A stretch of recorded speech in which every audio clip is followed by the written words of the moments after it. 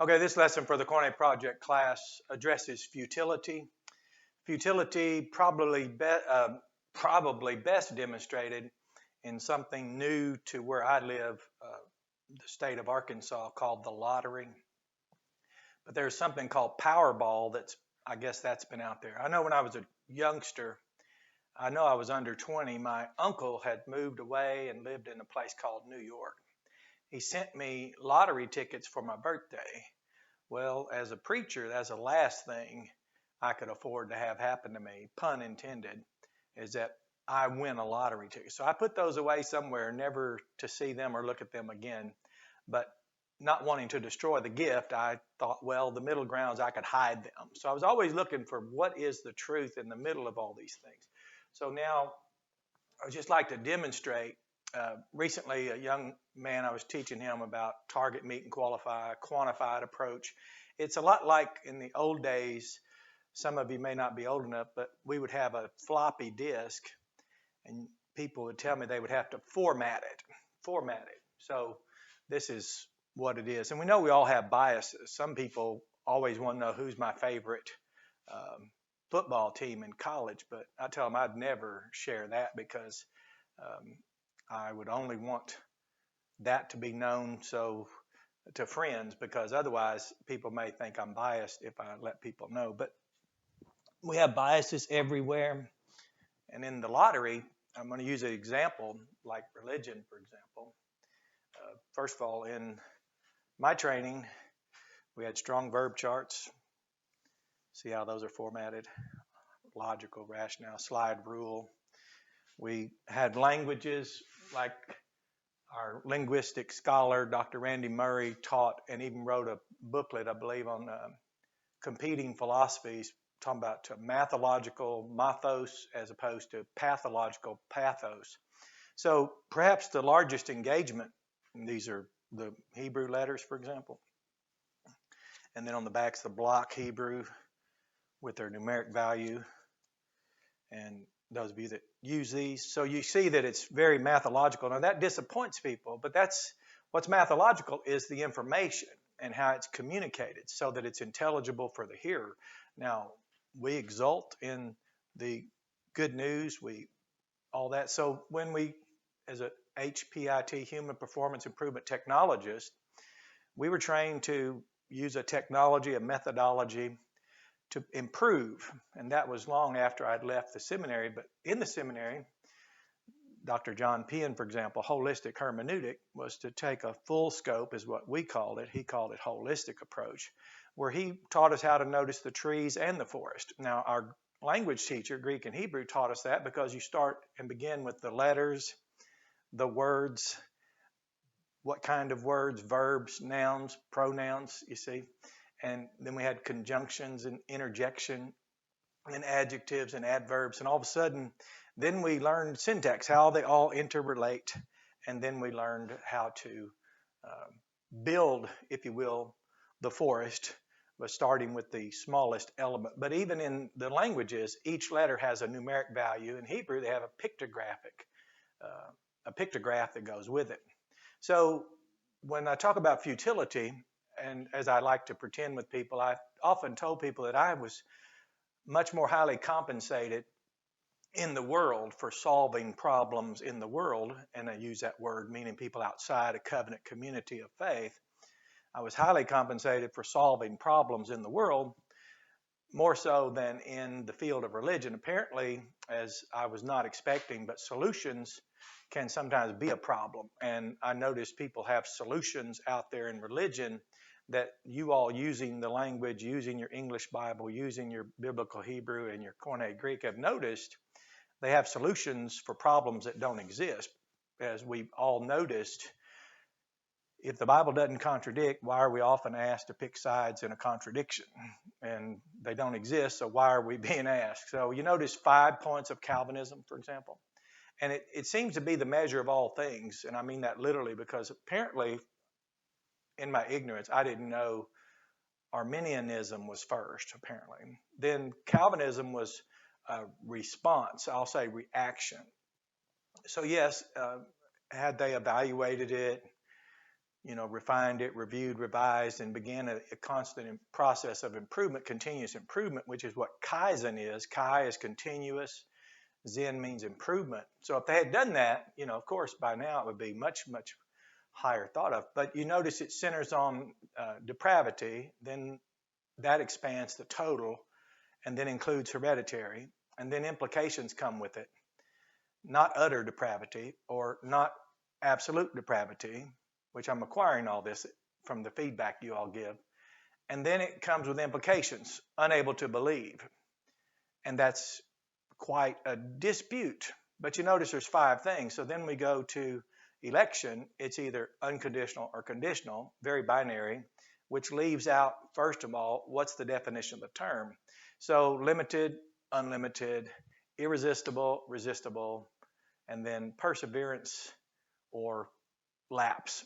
So that's very typical, but it's futile because if you don't operate within the TULIP and use the meanings associated with it, you really can't have a conversation, and you won't find people willing to come out from it. However, I have noticed, some of you have brought my attention to it, there are people saying, I came out of Calvinism. Okay, but it'll take a long, long time, maybe the rest of your life, to get that out of you, because it does become part of us, the jargon, the terminology, the meanings, the implications, the attributions we make.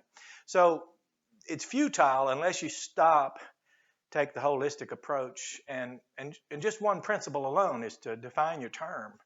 And is it a lexical definition, or are you retrieving the definition, understanding from a confession, which means it's a description. It's worded out, very wordy, maybe an entire paragraph or an entire page explaining what this categorical term might mean. Now, are you in a construct? Confessions are consensus of churches, and then declaration of faith, doctrinal statements are much tighter and much more abridged. So you can see why people who advocate, let's all agree on one Bible. Let's agree on the last greatest English Bible because it was made under unique circumstances throughout history. That's the King James Bible. So if we agreed on it, then we need to have a consensus. Where would you find people to collaboratively reason and collectively learn? I don't know. That's very volatile in religion. So I looked at the lottery, for example, and it really breaks your heart when you see all the people out there in the futility of just randomly throwing numbers out. So in just 2 or 3 minutes, about 6 minutes total, I did what we would do if I were working for a client, for example. And so I just said, well, there's a red ball. It's number 6, they call it. And I said, well, what are the most frequent occurring numbers? Well, it was 24, 18, 4, 13, and 21. So I broke that down as 18 to 27. But numbers between there occur 60% of the time of the 5 top numbers. Numbers between 9 and 17 occur 40%. Numbers between 1 and 9 occur 20%. So I set these 5 numbers down and made 5 categories. That's the design and reality of our world and nature. There's even 5 pillars of Islam. You'll notice that pattern all around wherever you look. So I set it up. I said, okay, so by category, I went 3, 3, 1, 2, 3. So there's a pattern here. You remember, even when chaos and random engagement occur, over time, in the aggregate, a pattern will emerge. So I went over here to the white, which is supposed to be the 5 numbers. And the 5 numbers most often, frequently used was 61, 32, 21, 63, and 69. Now, if that's the position they're in, I just went 1, 2, 3, 4, 5. And so there's a pattern here, 3, 2, 1, 3, 3. So this 61 appears in category 3, 32 appears in category 2, 21 appears in category 1, 63 in 3, 69 in 3. And you notice on the red, now this is just all fell into place. Now I'm not startled, staggered, or, oh, we've unlocked a mystery. Well, actually, those of us that see and are trained and are even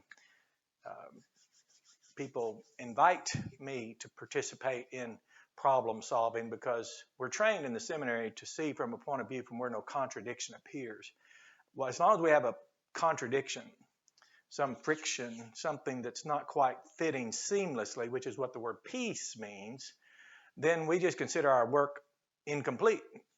We couldn't submit a paper in systematic theology, for example, that says, well, I'm not certain about the topic. I've checked between Genesis and Revelation, but we'll just leave it open. Well, no, that meant you didn't consider from Genesis to Revelation, draw the conclusions that the data in the Bible would allow for. So this was kind of, I guess, self-evident. It got to be quite obvious after a while, because when you see that if you picked, let's say you go across 8, which is what I train people to do, 5 categories, 8 core elements, and then you target, meet, and qualify. Meet is M-E-E-T, like we meet, engage, and then qualified is you improve it, or you see it has no room for improvement. So if I were to plug in T-U-L-I-P or T-U-L-I-P, then I would find out how many people are 5-point Calvinist, how many people are 3-point, 2.4, how many people are whatever, and I would rate those positions. I heard a very high Calvinist say once he still struggles with limited atonement, but he didn't abandon the word limited and unlimited. He didn't necessarily, but anyway, that I would have scaled that. Is there more dispute around T-U-L-I-P? And I would scale it, and you'd have categories. I'd put 3, 2, 1, 3, 3. Rank them. That's all you'd have to do. So in this case, I would rank them 1 through 5. Now this is how it fell out. It took 6 minutes. I shared it with this student. I was teaching him how to apply, target, meet, and qualify. But you can see that if a person doesn't know these categories and just absolute random, let's just say, yeah, let's just put random absolute. Absolute random. Now, that's why it's futile. And you mean you have no less chance than those who participate, whether it be millions of people or whatever. It's just it's futility. But when you think mathologically, then you would all of a sudden be thrown into this, and you'd say, well, if I pick a number, I need it to be from the category number 3. And category number 3 is a number between 47 and 69. So I would go 48. 48. And then you just write all the way across. 49, 50, 51, ... And then here, number 2, I say, well, number 2 is also, or the second number is from the second category. And second category here is from 23 to 46. So I'd write 23, 24, ... No sweat here. And then this third position is from category 1, which I come down here. It's from 1 to 22. So I would just go ahead and go 2, 3, 4, 5, ... And then back here, 3 and 3, the position of the numbers now go back to that original category. So 51, 52, 53, 54, 55. So I just start with 56 here. 56, 57, 58, 59, 60, 61, 62, 63. And then I would come here and go 64. And you say, what are you talking about? Well, what this means is that I would be engaging according to some Matho-Logic. Everyone else is just Pathologic. Someone said, and I don't, you don't go around condemning people and jumping on people every time you hear someone talk, but you know, some people say they play their birthdays or their anniversary numbers, or whatever all that is. Now, all that's just random, but for you to notice is that all this random engagement, it all centers on a pattern, such as what you noticed, there was more energy, globally speaking, over those 5 topics: the original condition of man, the purpose and scope of the atonement, the election, yes, the rationale for election, and then the scope and purpose and scale or intention of the atonement, and then the resistible or irresistible nature of God's grace, and then perseverance. So when I say in class, especially when I talk to some of you face to face, that Calvinism is the measure of all things, I don't mean the word Calvin. I don't even mean the person. He's very irrelevant now. He would probably have to catch up with a lot of people today who are studying. So that's good news. Just enjoy the lesson. And I hope we don't have more people interested in this video because of the use of the lottery, but this was only 6 minutes, took a couple minutes. Anyone could have Googled the most frequent numbers in the red, whatever that ball is, they say it's, but even that, if you think about it, there's no such thing as absolute random in the aggregate. It is in the individual. For example, all those, whatever number of ping pong balls, yeah, but that in the aggregate will come and form a pattern just like everything else. So you have a blessed day and think about it, be more mathological about it. And if you have less interest in knowing the Bible than in understanding how to play the lottery, it's probably because you've been so diminished and by engaging in a religious conversation. Again, I had a friend who's a genius and he wouldn't talk to anyone about politics nor religion. And that's disappointing, since our collaborative reasoning and collective learning would do more to advance our neighbor and glorify God and be for the good of our neighbor. So have a blessed day. Enjoy this lesson.